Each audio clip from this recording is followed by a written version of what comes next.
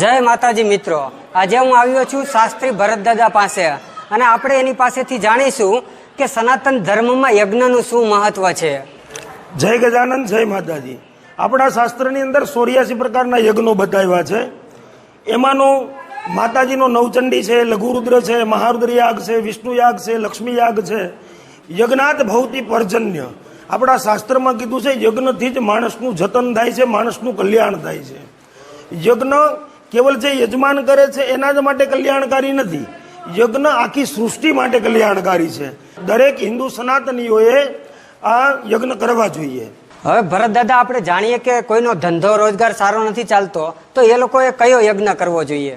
તમે બહુ સરસ પ્રશ્ન કર્યો છે. આજના યુગમાં લોકો ધંધાકીય ક્ષેત્રમાં ઘણા પરેશાન રહે છે, લોકો આર્થિક રીતે ઘણા હેરાન થાય છે.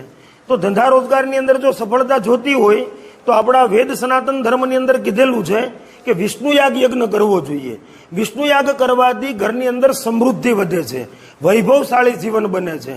ઘણા ધંધા રોજગાર કરવા છતાં પણ, આવક હોવા છતાં પણ એ પૈસા જો ઘરની અંદર ટકતા નથી તો લક્ષ્મી યાગ યજ્ઞ કરવો જોઈએ.